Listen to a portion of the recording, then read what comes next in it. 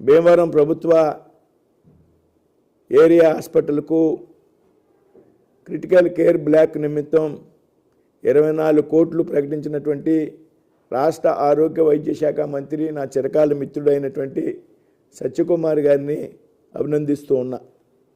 గత నెల డిసెంబర్ 17-18 తారీఖుల్లో మేము ఇద్దరం ఢిల్లీలో కలిసి ఉన్నటువంటి సందర్భంలో నేను కోరడం జరిగింది సత్యకుమార్ గారిని, మిత్రమా మీరు రాష్ట్ర ఆరోగ్య శాఖ మంత్రిగా ఉన్నారు, నేను నర్సాపూర్ పార్లమెంట్ నుండి ఎన్నికై కేంద్రంలో మంత్రిగా ఉన్నాను, మన ఇద్దరం కూడా చిరకాలం అనేక సంవత్సరాల పాటు కలిసి పనిచేశాం.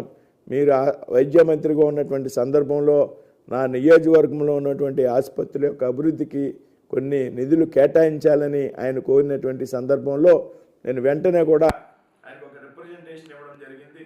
ఏదైతే క్రిటికల్ కేర్ బ్లాక్ నిమిత్తం నిధులు కేటాయించాలి భీమవరానికి అని ఆయనకు రాసి ఇవ్వడం, అదే రోజున ఆయన వెంటనే కూడా ప్లీజ్ ఎగ్జామిన్ అండ్ ప్రయారిటీ అని వెంటనే కూడా దాని మీద రాస్తూ స్పెషల్ సెక్రటరీకి దాన్ని ఫార్వర్డ్ చేయడం జరిగింది.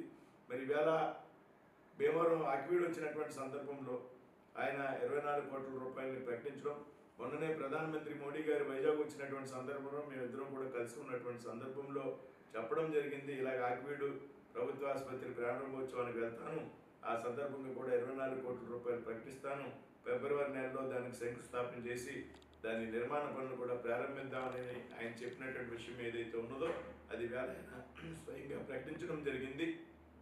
ఏదైతే 24 కోట్ల రూపాయలు అందులో 17 కోట్ల రూపాయలు ఏదైతే ఇన్ఫ్రాస్ట్రక్చర్ నిర్మాణం నిమిత్తం, 7 కోట్ల రూపాయలు ఏదైతే పరికరాలు కొనుగోలు నిమిత్తం అని చెప్పి ఆయన ప్రకటించడం జరిగింది.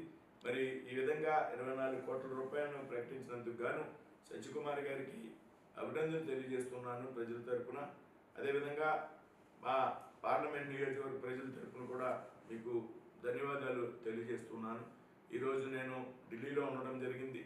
ఏదైతే నాకు శాఖ తరఫున ముఖ్యమైనటువంటి కార్యక్రమాలు ఉన్నటువంటి సందర్భంలో, అదేవిధంగా మా మిత్రులు మరి తెలుగు రాష్ట్రాలకు సంబంధించినటువంటి సీనియర్ కేంద్ర మంత్రి అయినటువంటి కిషన్ రెడ్డి గారి ఇంటికి భోగి పండుగ జరపడం కోసం ప్రధానమంత్రి నరేంద్ర మోడీ గారు హాజరవుతున్నటువంటి సందర్భంలో మరి నేను కూడా ఇక్కడ ఉండాల్సి వచ్చింది.